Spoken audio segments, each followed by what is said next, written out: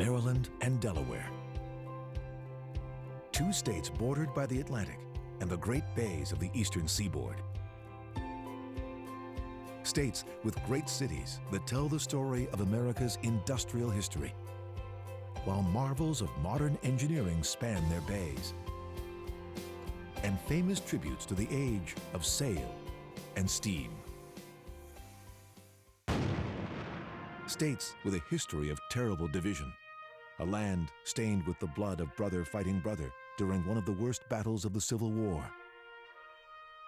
and a land of winding rivers and creeks that helped slaves escape to freedom. Away from the towns and cities, Maryland and Delaware offer ridge after ridge of mountains, miles of coastline, and quiet reserves where serenity is guaranteed. They have a shared history and a rich and varied landscape. And although they are among the smallest states in the Union, our aerial journey reveals their giant stature in the history of America.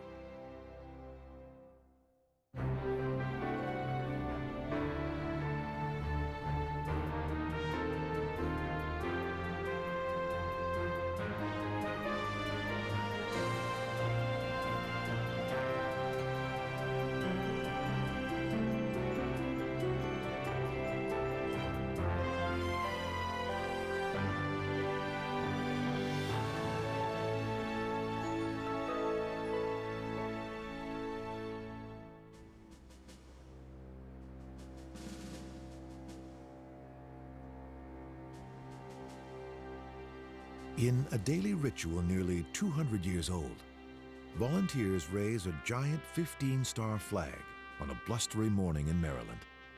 It's a replica of the original flag, sewn by widow Mary Pickersgill, which survived a ferocious battle in the War of 1812 and is now enshrined as a national icon in the Smithsonian Institution.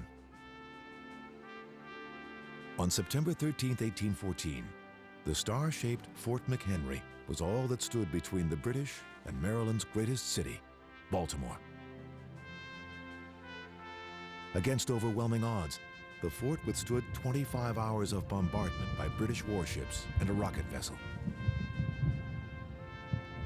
On a boat on the Patapsco River, a young poet witnessed the battle throughout the night. When he saw the flag still flying after the onslaught, he wrote these famous lines: "Oh, say does that star-spangled banner yet wave o'er the land of the free and the home of the brave."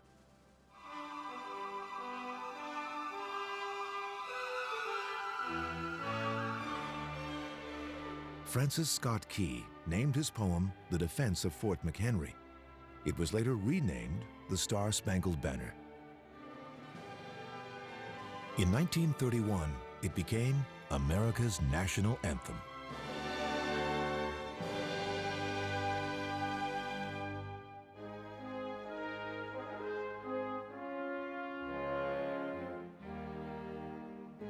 During the Civil War, Maryland was one of the most contested states in the Union. Here at Antietam, in the far west of the state, are the somber memorials to the scene of the single bloodiest day of fighting in American history. With a view extending all the way to the Blue Ridge Mountains, General Robert E. Lee gathered his Confederate forces on the high ground west of Antietam Creek as the Union Army advanced from the east. Dawn broke on September 17, 1862, with the roar of 500 cannons. Through the day, smoke filled the air. The old stone bridge crossing at Antietam Creek was the scene of major combat as Union forces tried to take the bridge from the Confederates.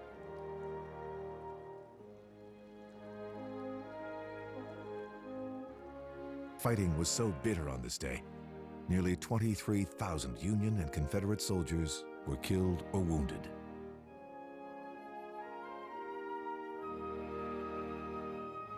One soldier later wrote, "The whole landscape for an instant turned red." The massive losses halted Lee's advance north and allowed the Union to claim a strategic victory.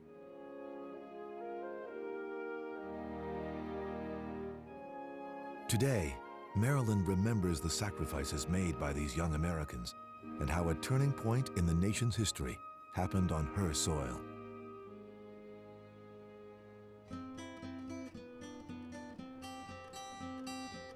Maryland is a state defined as much by water as it is by land, separated by the largest freshwater estuary in the United States, the Chesapeake Bay.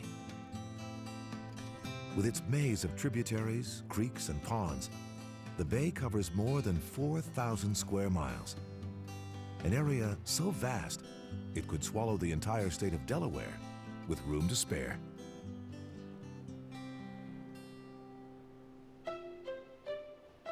For centuries, the only way to cross the bay was by boat. But in 1952, a marvel of engineering emerged, the Chesapeake Bay Bridge.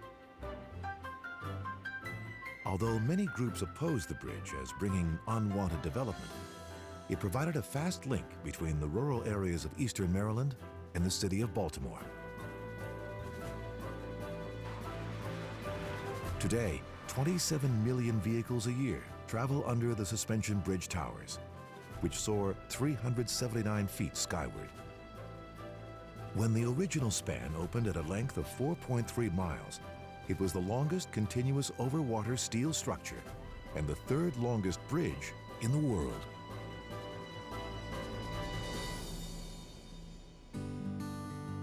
A few miles west of the bridge, a neat flotilla of dinghies lies ready for training the nation's latest midshipmen.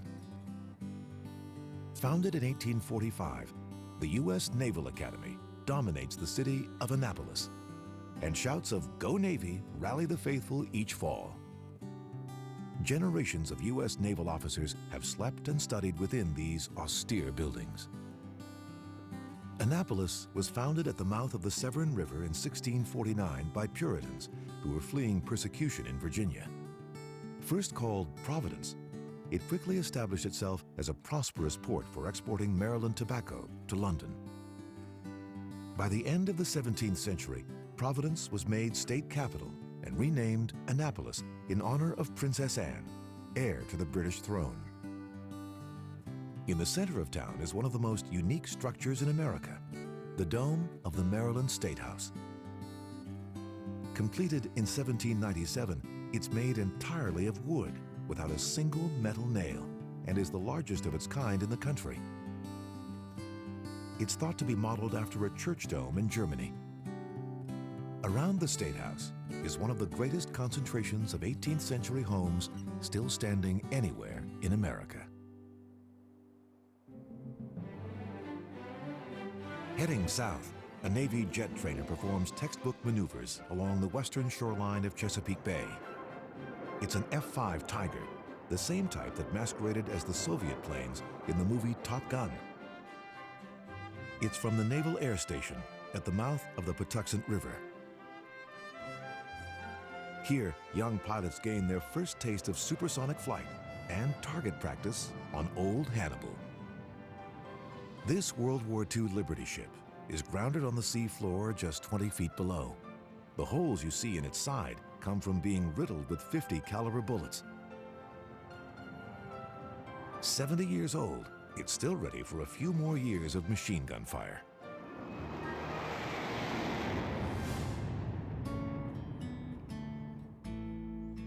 A few miles southeast of Old Hannibal lies Smith Island, a tiny spot of land in the middle of Chesapeake Bay.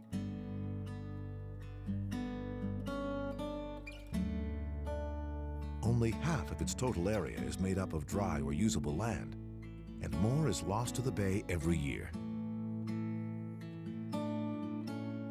260 full-time residents, most of them descendants of the island's original settlers, still cling to a way of life here that has existed for centuries.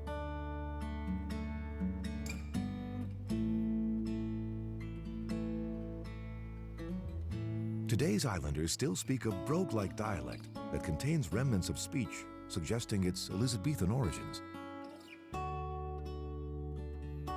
Over the last century, 3,300 acres of its wetlands have been lost to the bay, the victims of erosion and, scientists say, rising sea levels. For islanders, The days of making a living from the sea around them may soon be gone. With the next big hurricane, the island and its long heritage could disappear forever.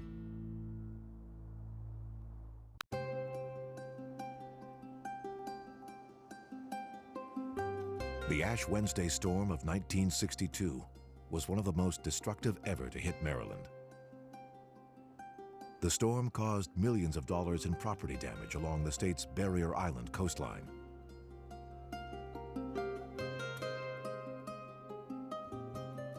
As a result of the storm, Maryland decided to protect this 37-mile stretch of pristine beach from future development.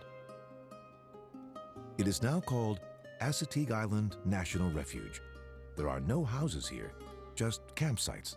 This one becomes a tent city during the summer months. And even though the beach continues to be threatened by storms, thousands of migrating birds still call it home every year. But not all of Maryland's seashore is wild. At the north tip of the Assateague Island National Refuge lies one of the most popular resort towns in the country, Ocean City. Though its permanent population is less than 8,000, it's home to more than 300,000 people on most summer weekends. Located on the boardwalk, Trimper's Rides has been in business for over a century. When Maryland's Chesapeake Bay Bridge was finished in 1952, vacationers flocked here from Baltimore and Washington, D.C.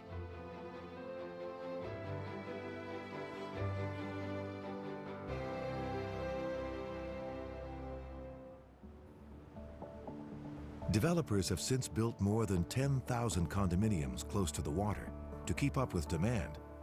But the problem is, Ocean City's famous sandy beach is shrinking. Rising sea levels are threatening the town. Although many oppose replenishing a naturally eroding barrier island, millions of dollars are spent each year to pump sand back onto the beach.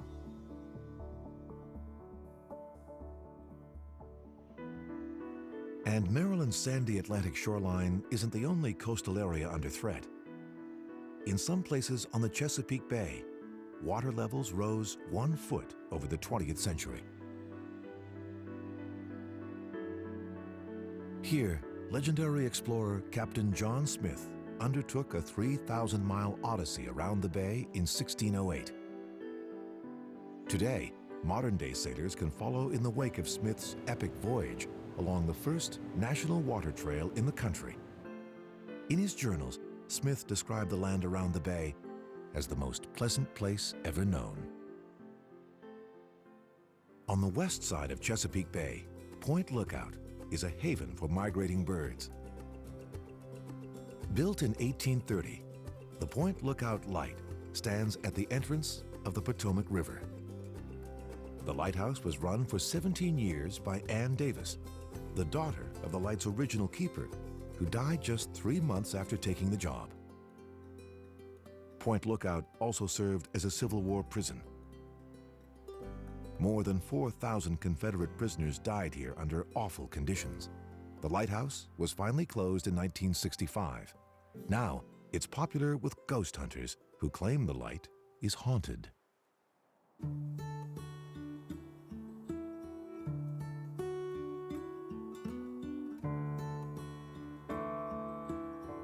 A few miles to the north, a town looks trapped in time.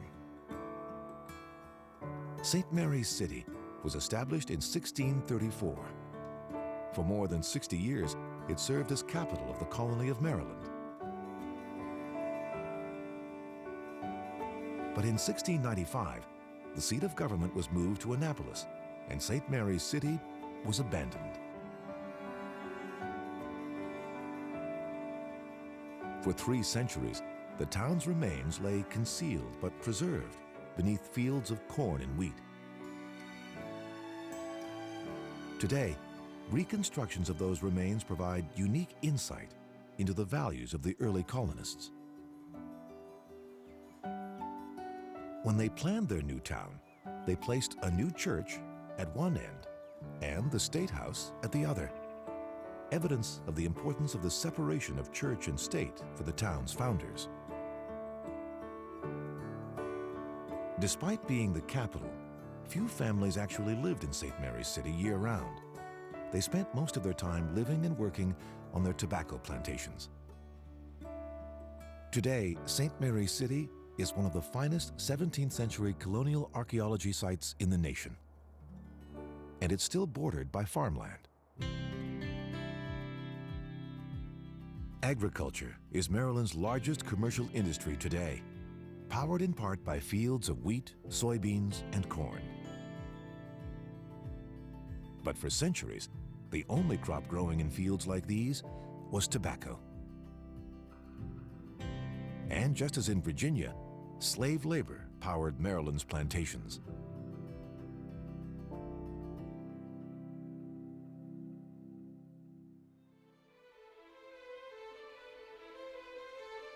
In this Dorchester County field, a plaque marks the birthplace of a young girl born into slavery around 1820. Her name was Harriet Tubman. She would go on to become one of the most celebrated conductors of the Underground Railroad. Even today, the exact routes of the Underground Railroad remain a mystery. But at a time when everything moved by boat, the rivers and creeks along Maryland's eastern shore were key links in the route to freedom.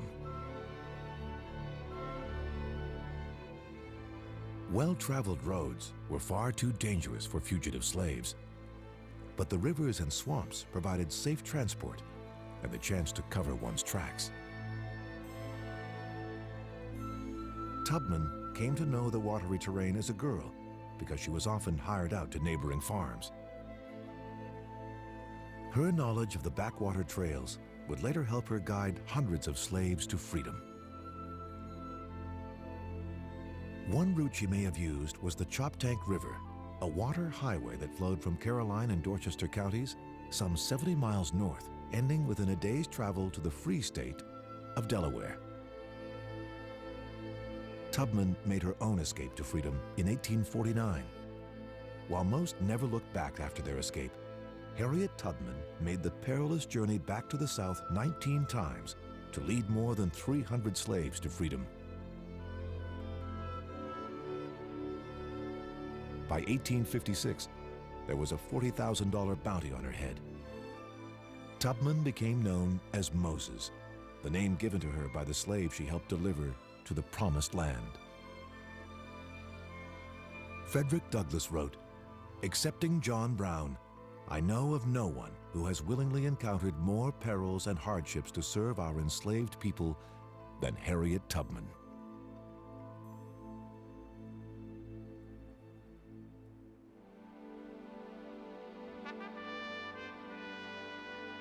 Away to the west of the state, the countryside opens into woodlands and the gently rolling hills of Washington County.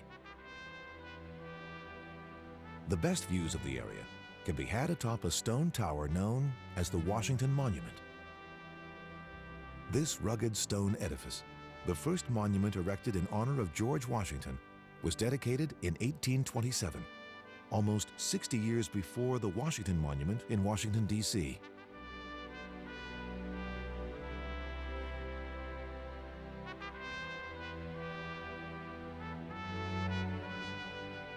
As a young man, Washington was a frequent traveler here, first in his job as a surveyor, and later as a leader of the colonial army.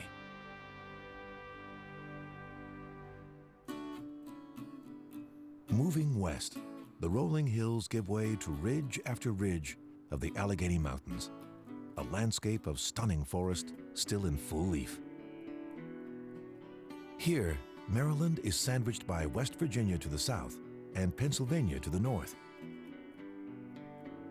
At one point, the state is just a mile and a half wide. No other state in the U.S. is so narrow. For early pioneers, these mountains made their journey west tough going. Today, U.S. Route 40 cuts right through these hills and follows the route of the first federally funded turnpike in America. Built in 1811 and called the National Road, it's regarded as the road that built America. The 620-mile highway offered settlers a gateway through the mountains to the fertile Ohio Valley and beyond. The road originated here in the town of Cumberland, on the state border with West Virginia. It came to be known as the Gateway to the West. But in the 1840s, the railway arrived in Cumberland, and the national road was overtaken by the Iron Horse. Cumberland became a major hub of the B&O Railroad, with connections from New York to Pittsburgh. Trains also arrived from Maryland's largest city and the birthplace of the American Railroad, Baltimore. In the southwest of the city by the bay, enthusiasts take the William Mason along the tracks to the Baltimore and Ohio Railroad Museum. This is the oldest steam train operating in the nation. You may have seen it in the Will Smith movie Wild Wild West, painted in black and named The Wanderer.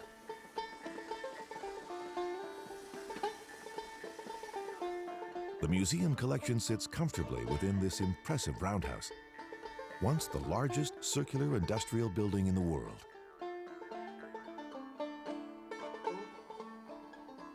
Inside, 15,000 individual artifacts tell the story of America's railroad history, in a city considered to be the birthplace of railroading.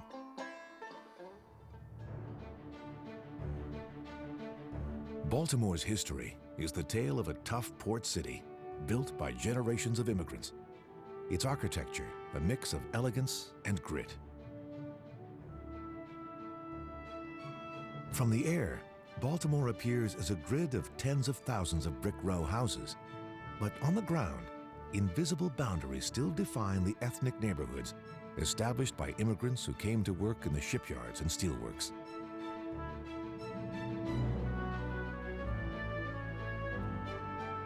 During World War II, Baltimore's Bethlehem Steel was one of the largest steel mills in the world, employing 300,000 workers and producing steel for guns and warships. It was here that the steel girders of San Francisco's Golden Gate Bridge were made.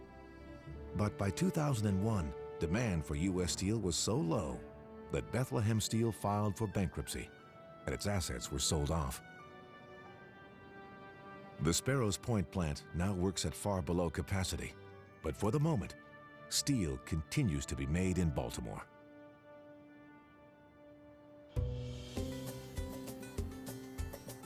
One reason steel plants and other industries flocked to Baltimore was its port. Ever since the town was founded in 1729, the deep sheltered waters of the Patapsco River have made it an ideal arrival point for cargo ships.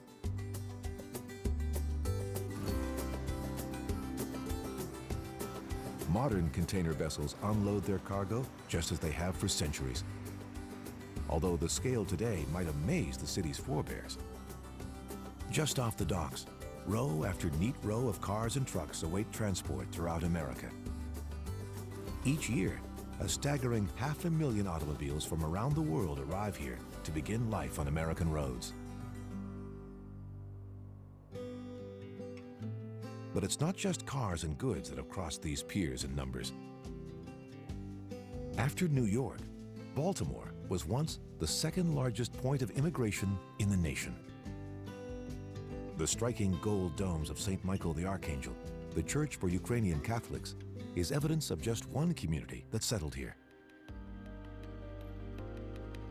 But over the last century, Baltimore's bustling neighborhoods have fallen on hard times, as jobs and residents have moved steadily away. Today, there are currently 30,000 vacant lots across the city. Some of them were featured in HBO's cult crime series, The Wire, which was filmed in and around West Baltimore.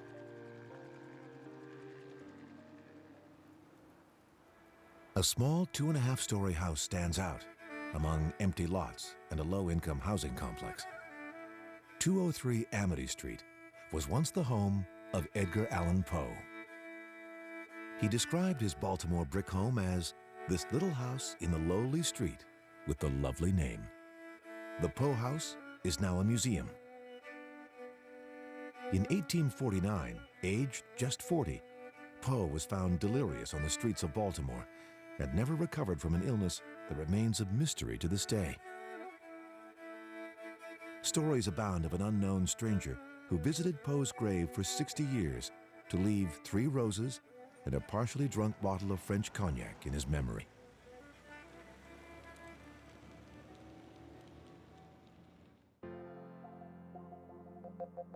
No figure stands taller in Baltimore, Maryland's African-American community than the late Supreme Court Justice Thurgood Marshall. Marshall was the civil rights lawyer who argued and won the landmark case of Brown versus the Board of Education that ended legal segregation in schools. A native Baltimorean, Marshall received the Presidential Medal of Freedom, and the city's airport has been named in his honor.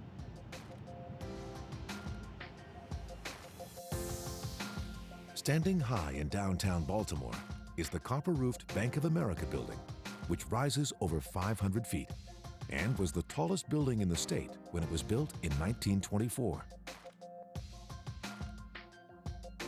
But today, it's medical care, not skyscrapers, that are putting Baltimore on the map. The city is home to Johns Hopkins Hospital, which has been ranked the top overall hospital in the U.S. for 20 years running. It's part of Johns Hopkins University, named for its founder, a philanthropist who built his fortune from investments in the B&O Railroad. Ever since the 1700s, the shallow waters of Baltimore's inner harbor have been restricted to smaller vessels. Today, the city's historic docks are finding new uses. One is now the site of Baltimore's National Aquarium. 16,000 animals, from plankton to sharks, live inside these angular glass walls. Nearby, a silent hero emerges. A 19th century ship with a colorful past. The USS Constellation was built in 1855. Soon after, it was sent on a mission to intercept slave ships at the mouth of the Congo River in Africa. Later, she defended Union troops and even carried supplies to famine victims in Ireland.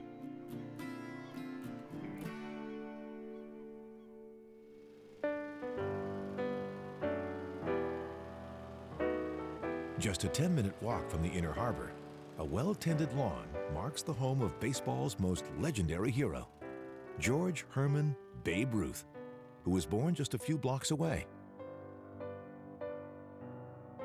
Ruth's father ran a saloon known as Ruth's Cafe. Some say that the saloon stood at the exact same location as center field at Oriole Park, the famous Camden Yards baseball stadium. Here, on just about any summer night, thousands of Marylanders rise to sing the Star-Spangled Banner, the anthem that traces its roots from just across the harbor at Fort McHenry.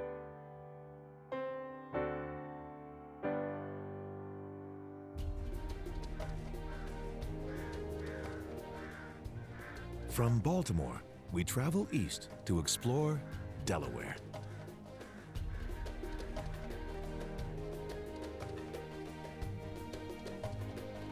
President Thomas Jefferson is said to have described Delaware as a jewel, a tiny state with great historical importance.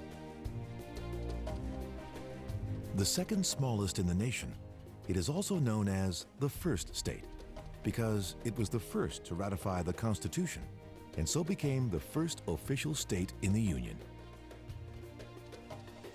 In colonial times, the state's extensive coasts along the Delaware Bay and the Atlantic made it a tempting location for settlers.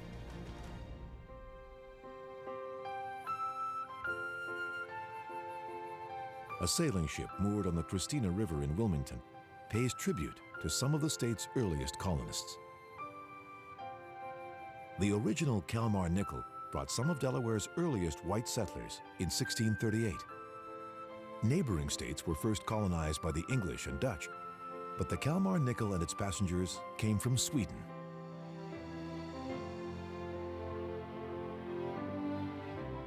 Built in 1997 and identical to the original, she can be seen sailing up and down the eastern seaboard, serving as a handsome ambassador of her state.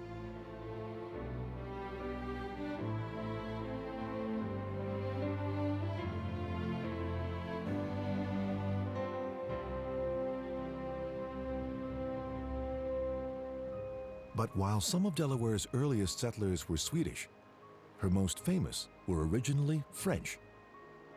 It was here in the Brandywine Valley that Pierre Samuel Dupont de Nemours first settled after fleeing France during the French Revolution in 1799. In 1802, Pierre's son Eleuthère Dupont started a gunpowder factory at Hagley, using mills to grind the key ingredients, charcoal, sulfur, and saltpeter. The family's business was so successful that DuPont would later become one of the largest chemical companies in the world, making Delaware a center of innovation for a diverse range of products. At the start of the 20th century, the DuPonts were among the richest families in America. This 102-room chateau was built in 1910 by Eleuthere's great-grandson, Alfred. Named Nemours after the DuPont family's ancestral home in France, the 47,000 square foot mansion has recently been restored at a cost of $39 million.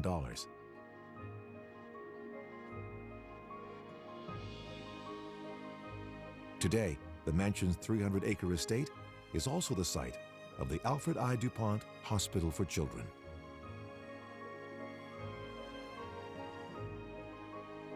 DuPont is one of the largest chemical companies in the world and has facilities worldwide, but its corporate headquarters remain in Wilmington, Delaware.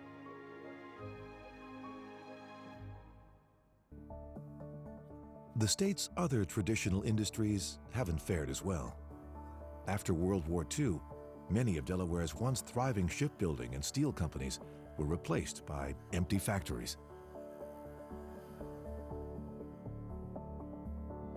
But in the 1980s, the state's fortunes were turned around when Governor Pierre DuPont passed the Financial Center Development Act, which effectively removed the cap on interest rates that banks could charge customers.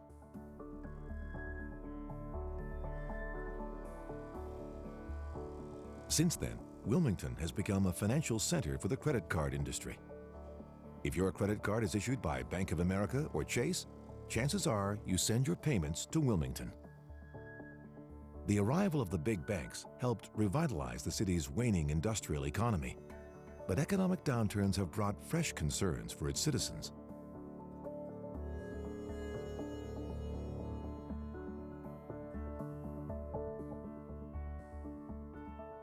Luckily, Delaware has friends in high places, and none more than Vice President Joe Biden, state senator since 1972.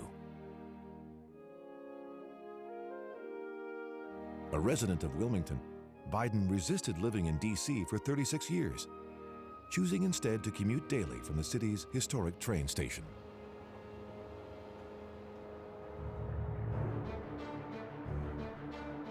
A truck carrying Delaware girders rolls over a famous steel bridge to New Jersey.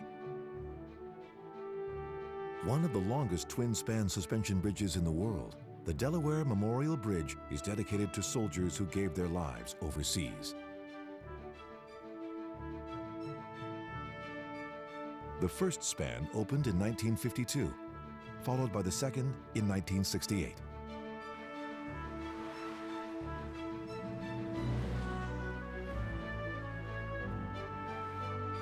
Just a few miles southwest of the bridge, the bustling modernity disappears and the state's rich colonial past is revealed. The 17th century town of Newcastle is home to 5,000 people.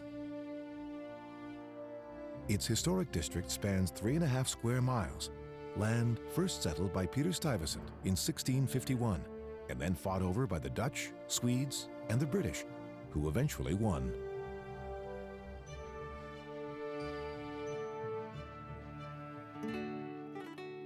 Here in 1682, William Penn, the proprietor of Pennsylvania, first set foot on American soil.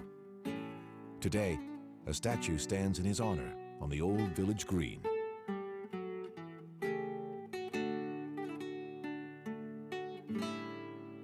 In the 18th century, the old courthouse in Newcastle served as the colonial capital, and it was here that the Declaration of Independence was read. George Reed Jr., the son of one of the Declaration signers, built this 22-room home in 1801, intending it to be the largest home in Delaware. The Reed House, as it's known, is surrounded by the oldest formal gardens in the region.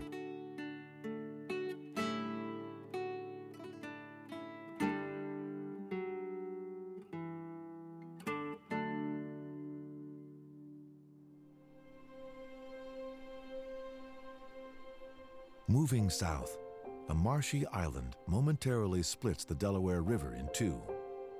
According to legend, Pea Patch Island earned its name when a ship full of peas ran aground here, spilling its seeds and creating a patch of pea plants.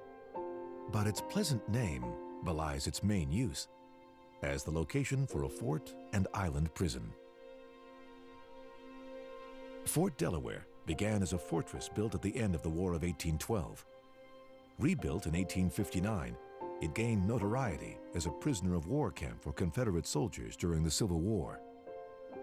More than 30,000 were interned here, and conditions were so harsh, it became known among Confederate soldiers as the Fort Delaware Death Pen. More than 2,000 soldiers died within these walls. Afterwards, the star-shaped brick building reverted to being a fortress and continued to protect Delaware through both World Wars. It became a state park in 1951.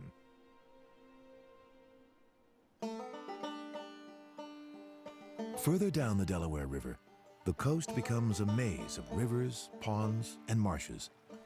It's a mecca for hunters, but hunting isn't allowed everywhere. Since 1963, more than 10,000 acres of migratory bird habitat is now part of the Prime Hook National Wildlife Refuge. A few miles to the north lies a peaceful place with a violent name. The Murder Kill River is one of Delaware's great secrets, supposedly named after a massacre of Dutch traders by Native Americans in the 1640s.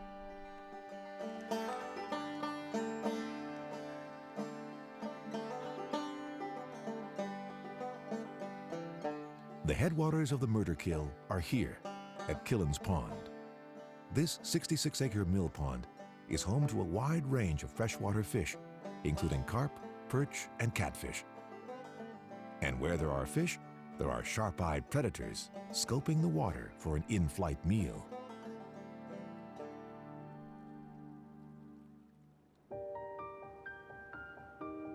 Further down the Delaware, the river widens to a broad bay where vast areas of marshland have been spared from development. But what may look like marsh has sometimes actually been sculpted by human hands.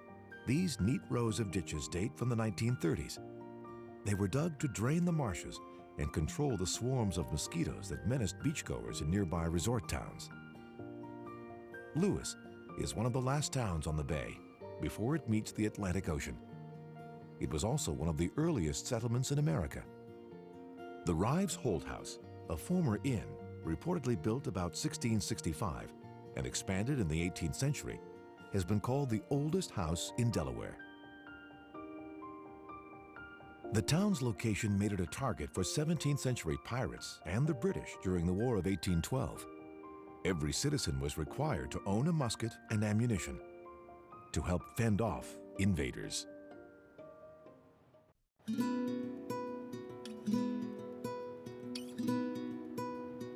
When the Atlantic storms of winter roll in, the Delaware town of Lewis is as exposed to the wind and rain as any town on the eastern seaboard.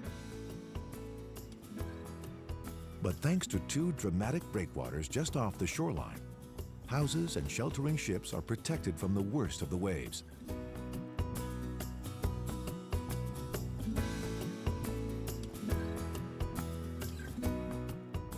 This is the National Harbor of Refuge, a place where any ship can seek calm waters in times of emergency.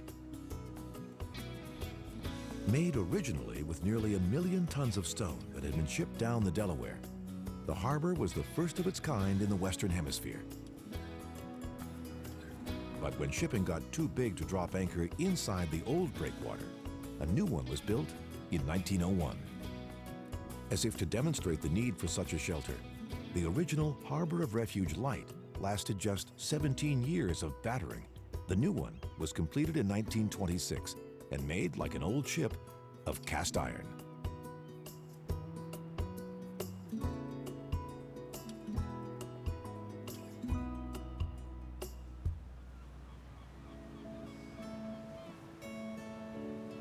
Far out in Delaware Bay, a ferry boat takes passengers and cars across the sometimes choppy waters to Cape May, New Jersey. Since the ferry service began in 1964, over 34 million people and 11 million vehicles have made the 17-mile crossing, making a much shorter and more scenic route along the Atlantic coast than the interstate.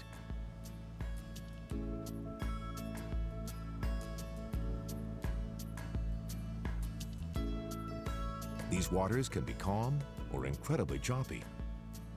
Either way, the MV New Jersey and her sister ships are built to weather the seasons, sailing all months of the year.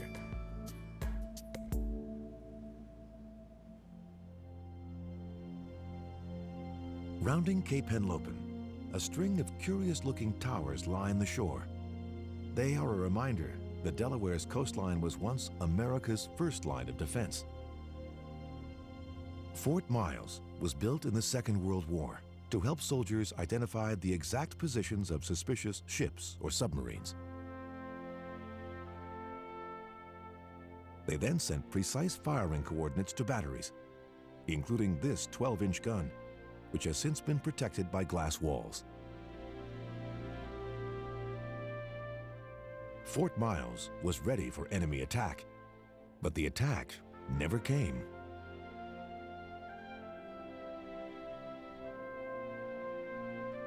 Its 11 towers are now more than a half a century old and stand as extraordinary sentinels of a world war that never arrived on Delaware's shores.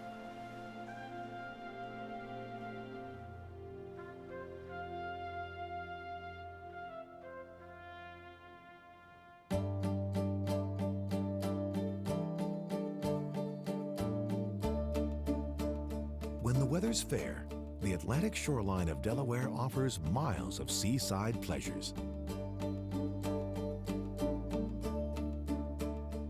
The resort town of Rehoboth, complete with boardwalk, arcades, and saltwater taffy, is a popular weekend retreat for workers from DC and Baltimore. A diverse lineup of musicians play free concerts at the Rehoboth Beach Bandstand, but only during the summer months.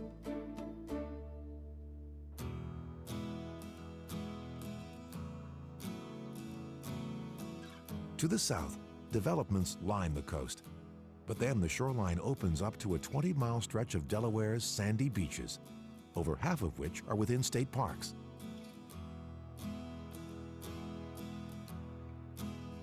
Wherever there's development along this coast, there's an eternal battle against encroaching water.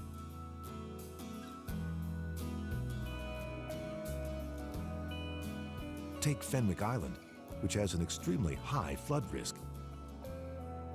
But for many, having the pleasures of the Atlantic at their doorstep is worth the gamble.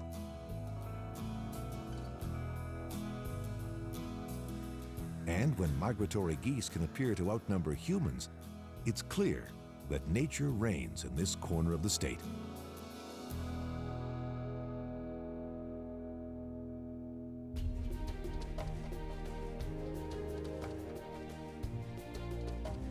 From its industrial and financial capital of Wilmington to the towns that still cling to its coastline, Delaware is a small state, but rich in resources and the legacies of those who settle its shores.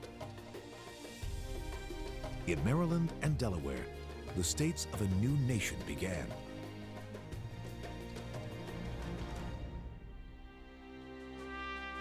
At Fort McHenry, an anthem that paid tribute to the hard-fought freedom of its settlers who ventured to cross an ocean by wind and sail.